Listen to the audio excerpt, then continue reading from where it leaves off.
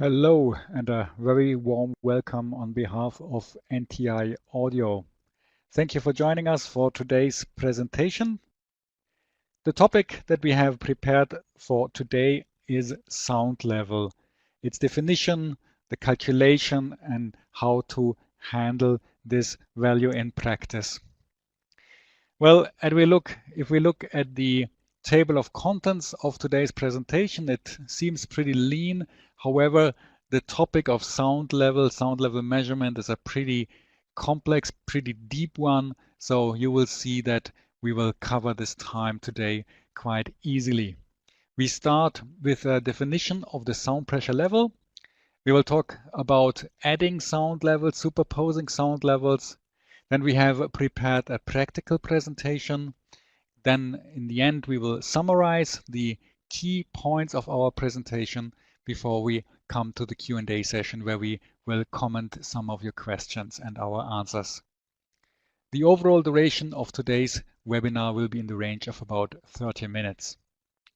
My name is Markus Becker, and today I'm assisted by Thomas Hupp, who is mainly taking care of your questions during the presentation.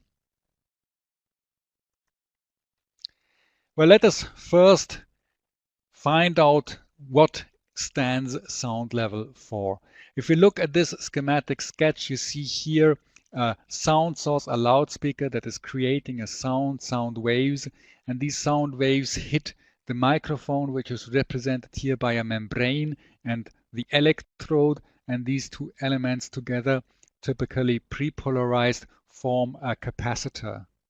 Well, if the sound waves, which are actually changes in the air pressure, if these sound waves hit the membrane of the microphone, it is bent, it is deformed, and this deformation changes the voltage or the capacitance of this element, and this in return creates an electrical signal.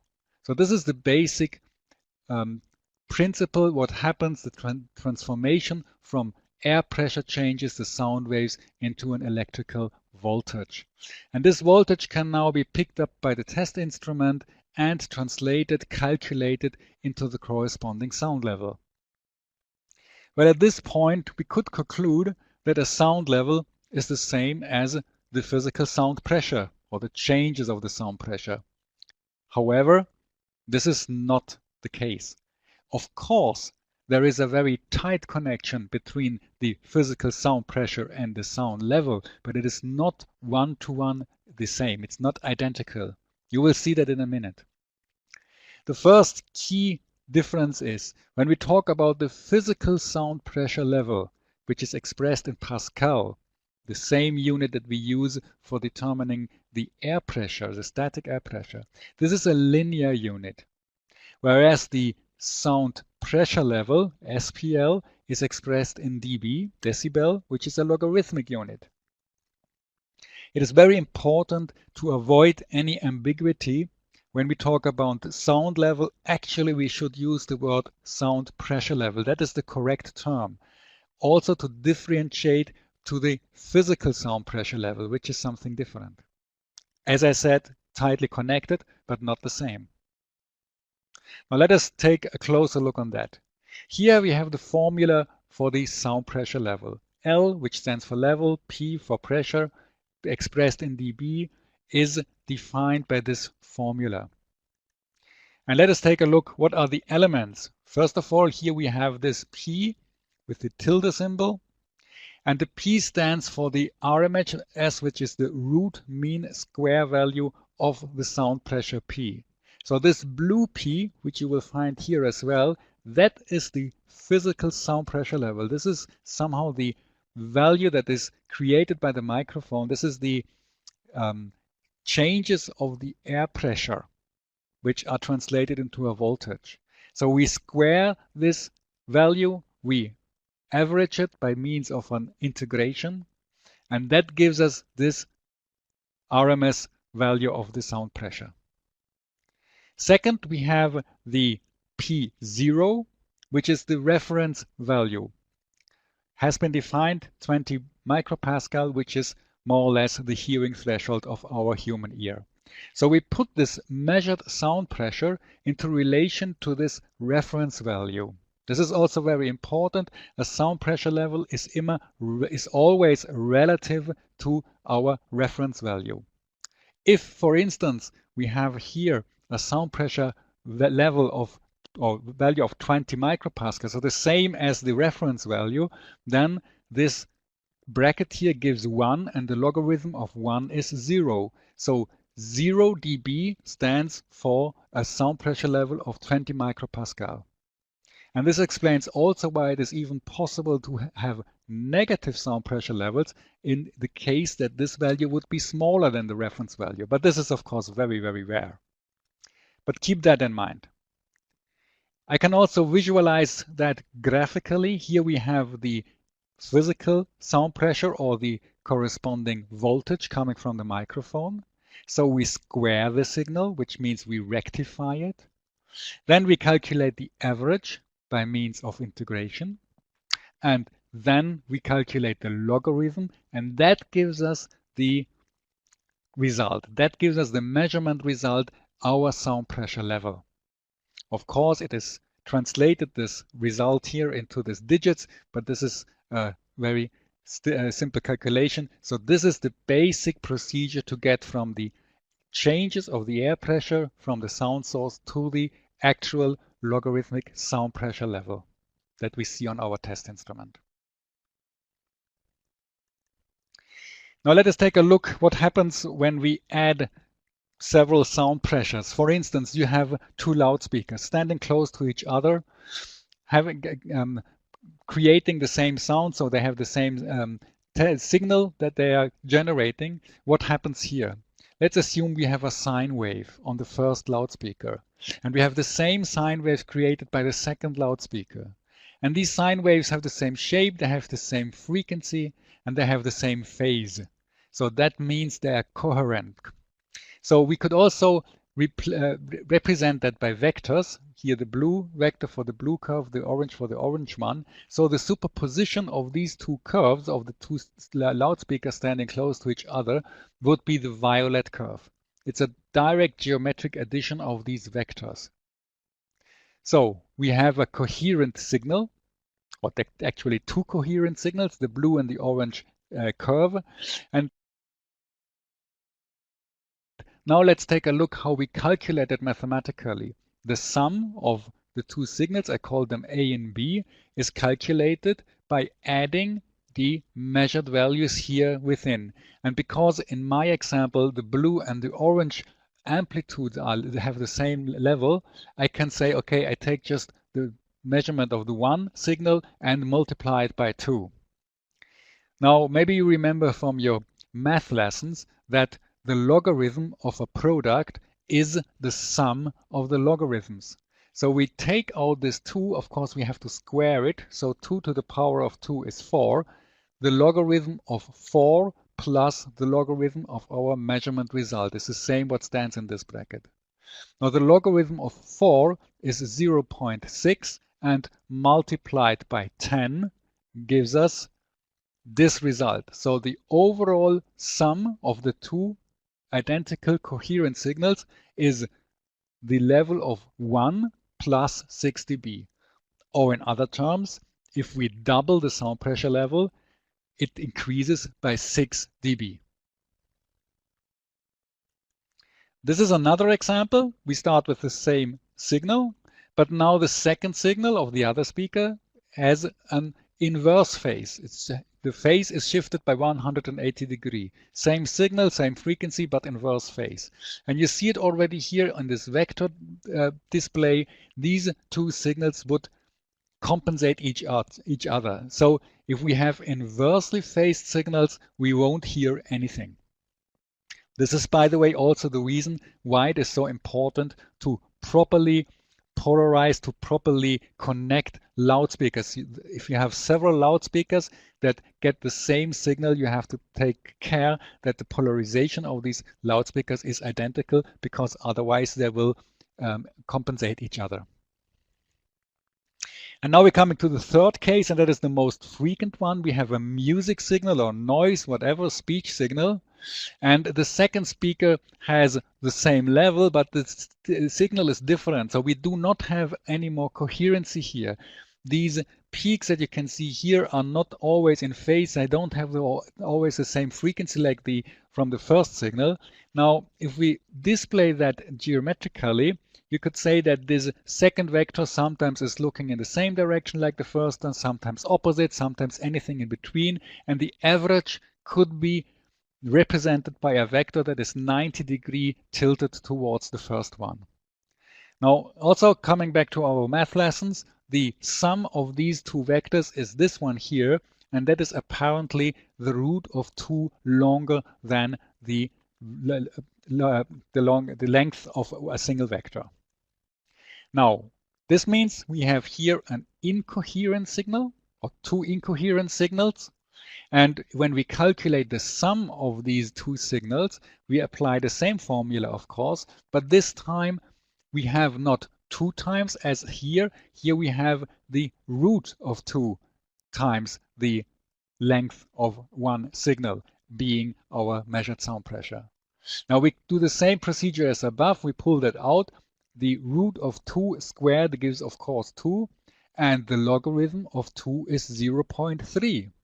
So that tells us that doubling the sound pressure level of incoherent signals means that the sound pressure level raises by 3 dB. These are the 2 values that you have to keep in mind. Doubling coherent signals means plus 6 dB. Doubling incoherent signals means plus 3 dB. Now, if we look at the practical aspect of that for us humans, we have been talking so far about the physical doubling of sound pressure level, but now we talk about the perception of the human ear. And this is even different. It tells us that we have to increase the sound pressure level by 10 dB to get the impression that the volume has doubled. The reason for that is that our ear is not a perfect linear device. It is a device, it's an organ that has its own behavior. For instance, we do not hear low frequency signals as good as mid-range frequencies. The same happens with the high frequencies. And for that reason, we need an increase of the physical sound pressure level by 10 dB to get the impression that the volume, the loudness has doubled. So this is the third figure that you should keep in mind, aside of the 3 dB and the 6 dB of doubling coherent or incoherent signals. Let's take a very practical view on the consequences of that. Let's assume you're a sound technician and you have to double the volume of a bass player because in the setup that you have prepared on the stage, the bass is not loud enough. So what can you do? Let's assume you establish a second woofer. Doubling the number of sound sources of a coherent signal means plus 6 dB.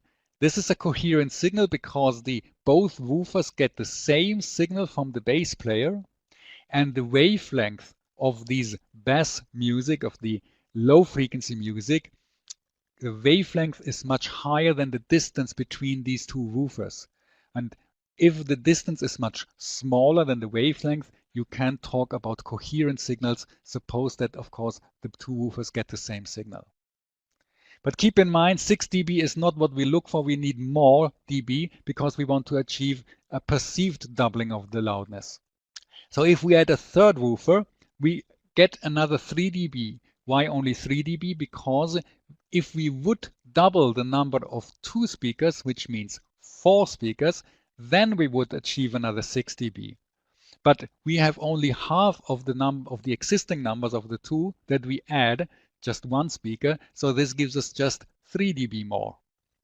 So with this setup, we end up at 9 dB, which is very close to the 10 dB, and we have achieved our goal. Now let's take a look at the same situation of an incoherent sound source.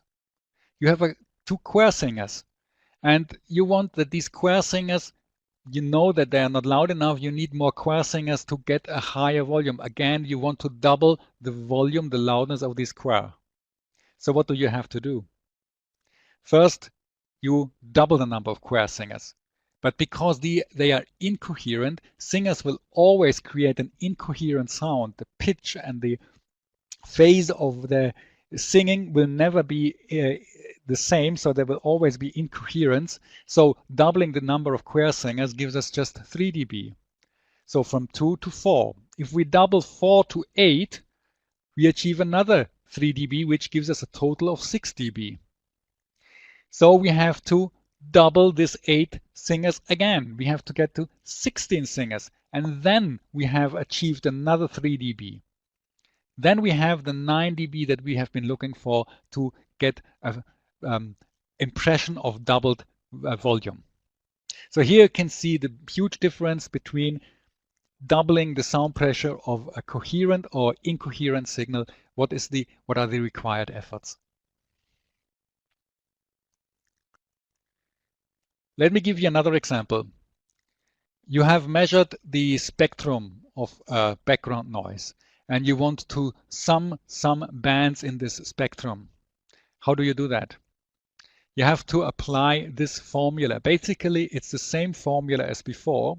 The only difference is here I had to apply the inverse logarithm of my measurement result. So let me take a look here very realistically. You read the level of this band, for instance, and you put this value into this formula here. Keep in mind, this is the logarithm value. So here we have already applied a logarithm. But within our bracket, we have to calculate in the linear world. For that reason, we have to retransfer, to invert this logarithmic value into the original linear value. And that is this calculation formula here. The inverse of logarithm is 10 to the power of the corresponding value. So we have to enter these measurement values from the bands we are looking for into this formula, and then we get the sum of the 3 bands. Another, maybe more practical example is if you want to average the level of several spectra, or maybe of a band, one band from several spectra that have been recorded. So you record first the first spectrum, then a second spectrum, and a third spectrum, and now you want to calculate the average, the mean value of these 3 spectra. Again, you're using the same formula with one difference. Here you divide our sum, the sum of the 3 measurements, it can be more, by the number of measurements. In this case, it would be 3. Again, you have to apply the inverse of the readout, the inverse logarithm of the readout. Well, the good news is that this example here, the averaging of several spectra, can be achieved very simply in the Excel tool. I will show you that in the practical presentation. And there is a practical application of this averaging. For instance, if you want to determine the speech intelligibility of a location, the STIPA value, you know that the STIPA measurement requires that also the average background noise of that location during daytime has to go into the measurement. You execute the measurement in the empty room when it is silent, but you also have to consider the background noise. So you have to first acquire the average background noise during daytime. And you have to do that at different places in your location, in your shopping mall or in the concert hall, wherever. So this is a typical application where you have to measure, acquire, and average several spectra of a background noise. Well, let's start with the practical presentation.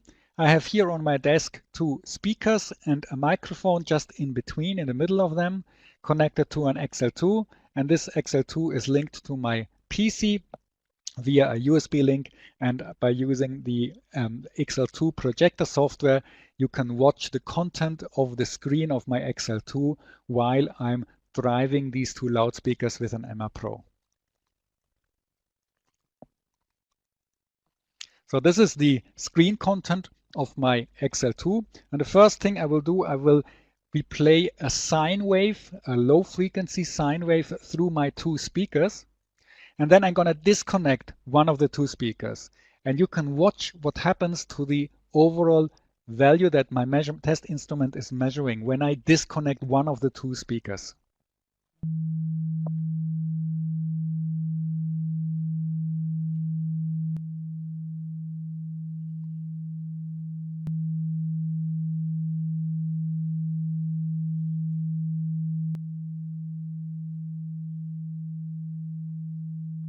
You've seen that the difference is pretty much 6 dB. It's a little bit more. Why it is not exactly 6 dB? Because in my office here, I don't have perfect conditions, acoustic conditions. If I would be in an anechoic chamber, the result would be much more closer to the 6 dB. But you can see, you have seen, I guess, that it's exactly what happened is exactly what we predicted. It's a difference of 6 dB between both speakers replaying that sine wave and just one speaker. The sine wave, of course, is a coherent signal. Now let's take a look what happens when I'm replaying an incoherent signal, which would be pink noise. So I'm doing exactly the same as before. I connect my speakers to my MR Pro. I replay pink noise. The only difference here is, that we have an incoherent signal. Just have to adjust the signal. So I'm going to do the same as before.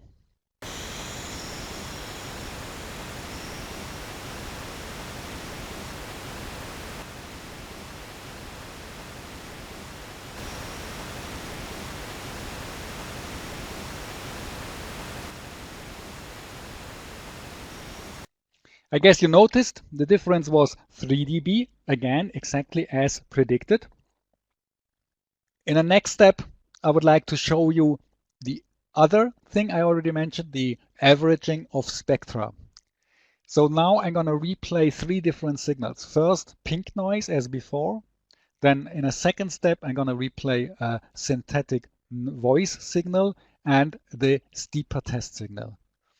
And all I do that with my XL2 is I start the measurement and I halt it as soon as I switch the test signal, or in the time between I switch the test signals. And then you can see how I can easily record my average spectrum.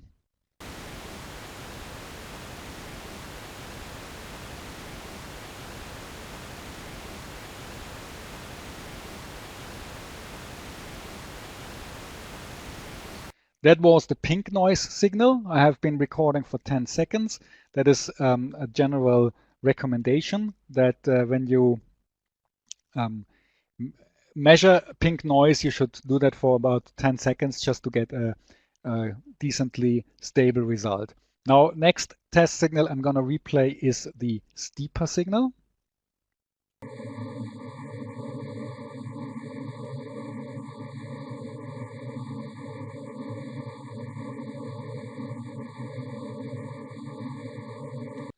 Again, for 10 seconds. These white bars, by the way, are the minimum level, so you see what has happened. This is kind of the frequency response of my steeper signal. It's lower, and you have seen also the black bars have gone down because I'm already now averaging. And the third signal I'm going to replay is my synthetic noise signal, and again, I'm going to measure for 10 seconds.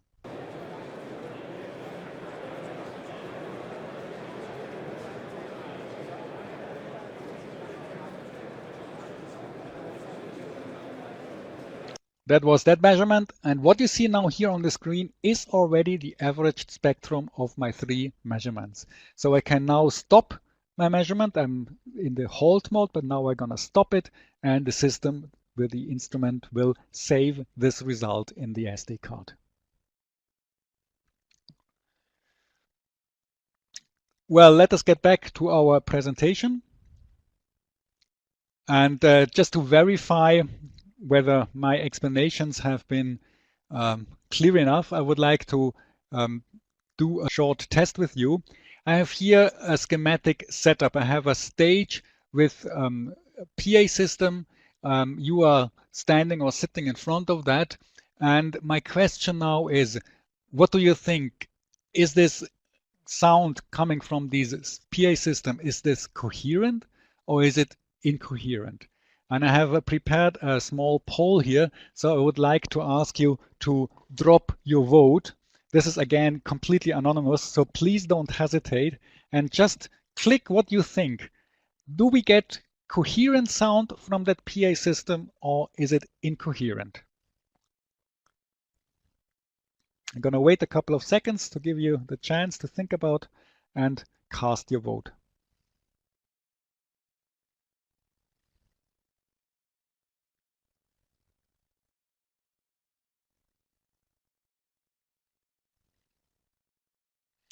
Okay, it seems to stabilize. So let me end it at this point.